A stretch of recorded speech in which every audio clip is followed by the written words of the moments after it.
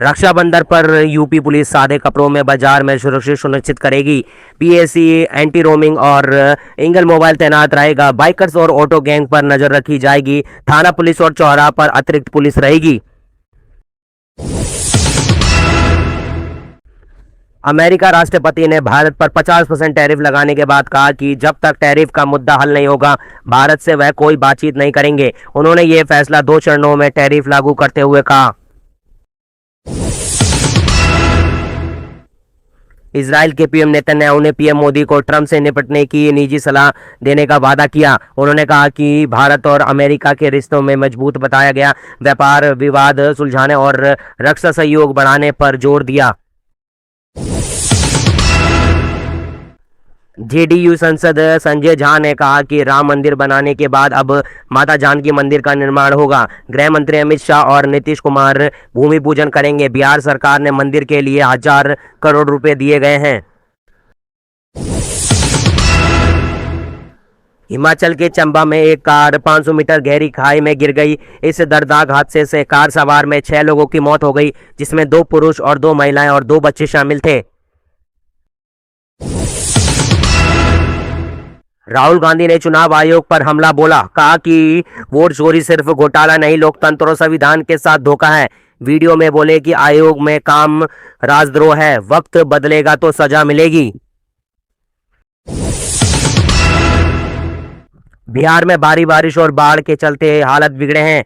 पटना और मुंगेर में गंगा खतरे के निशान से ऊपर बह रही है। बेगूसराय और खगड़िया और देखा जाए तो वैशाली में बाढ़ के कारण कुल 230 स्कूल बंद किए गए हैं। उत्तराखंड के धराली में बादल फटने से तबाही मची। 300 लोग देखा जाए तो बचाए गए। राहत कार्य अभी जारी है। 5 लोगों की मौत हुई है। 9 जवान देखा जाए तो सहित 60 लोग लापता हैं। खराब मौसम के बचाव कार्य में मुश्किल हो रही है। कर्नाटक, महाराष्ट्र और हरियाणा के मुख्य निर्वाचन अधिकारियों ने राहुल गांधी को चुनौती दी है कि वह मतदाता धोखाधड़ी के आरोप में साबित करने के लिए शपथ पत्र पर हस्ताक्षर करें, वरना उनके आरोप बेबुनियाद और गुमराह करने वाले माने जाएंगे। ब्रिक्स देश अमेरिका राष्ट्रपति ट्रंप के टैरिफ का जवाब देने की योजना बना रहे हैं। ब्राजील के राष्ट्रपति लुला ने पीएम मोदी के साथ वैश्विक मुद्दों पर बात की। भारत किसानों के हितों की रक्षा करेंगे। ब्रिक्स देश अमेरिका दबाव का सामना करेंगे। संसद के बाहर विपक्षी एसआईआर के खिलाफ प्रदर्शन कर रहे हैं। प्रियंका गांधी सहित कांग्रेस के सांसद शामिल हैं। संसद ने वोट और चुनाव चोरी के मुद्दे को उठाया, तख्तियां लहराई। प्रदर्शन संसद के मकर द्वार पर हो रहा है। सीएम योगी ने काकोरी ट्रेन एक्शन शताब्दी समारोह में स्वदेशी अपनाने की अपील की। उन्होंने कहा कि स्वदेशी से रोजगार बढ़ेगा और राष्ट्रीय हित होगा। गांधी जी ने भी स्वदेशी को बढ़ावा दिया। कंकोरी चोरा चोरी के क्रांतिकारियों को नमन है किया।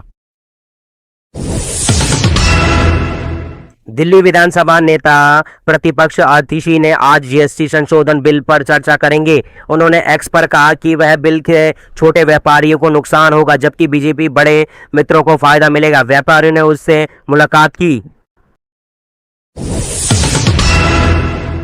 कनाडा में 2020 से 2024 तक 1203 भारतीयों की मौत हुई है। ज़्यादातर मौतें बुढ़ापे और बीमारी से हुई है, लेकिन दुर्घटना, हिंसा और आत्महत्या के भी कारण रहे हैं। विदेश में भारतीय की सुरक्षा पर ध्यान देने की जरूरत है।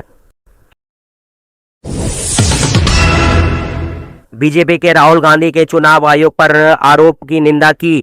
भूपेंद्र यादव ने कहा कि राहुल गांधी झूठ बोल रहे हैं, संवैधानिक संस्था और को धमकाते हैं। उनका दावा गलत है। राहुल की भाषा के अहंकार है जो कि शोभा नहीं देता। जमुई में पुलिस ने 3 अवैध हथियार बनाने की फैक्ट्री की पकड़ी और 5 लोगों को गिरफ्तार किया। मुख्य आरोपी मुख्य मुन्ना सवा और सहयोग अमित फरार है। पुलिस उनकी तलाश में छापेमारी कर रही है।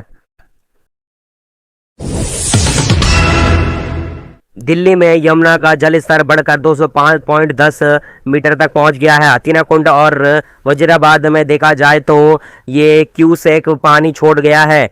बाढ़ के लिए एजेंसियां सतर्क हैं। आगरा के ताज नगरी में 2 फेज में देखा जाए तो 488 कमजोर आय वर्ग के घरों पर बुलडोजर चलाएंगे। आईआईटी ने इन्हें देखा जाए तो कंडम घोषित किया गया है। 391 घर खाली हैं, 97 घर आवंटित है और आगरा विकास प्राधिकरण के इन्हें तोड़कर नई योजना बनाई जाएगी।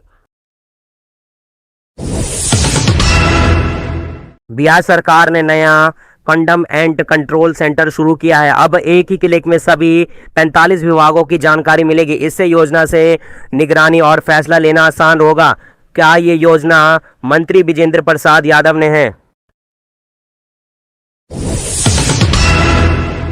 बेंगलुरु में राहुल गांधी ने कहा कि संविधान को हर हाल में बचाना होगा। उन्होंने संविधान के सामने शपथ ली है। चुनाव आयोग ने खुलासे के बाद वेबसाइट बंद की, वोट चोरी का दावा किया। सभी को वोट का अधिकार है। तो दोस्तों, ये थी देश भर की आज की 20 बड़ी खबरें। अगर वीडियो पसंद आए तो लाइक करें और कमेंट कर बताएं अपनी राय, और चैनल को जेकेएम न्यूज को सब्सक्राइब करना बिल्कुल ना भूलें। कल फिर मिलते हैं ताजा और बड़ी खबर के साथ। धन्यवाद और जय हिंद।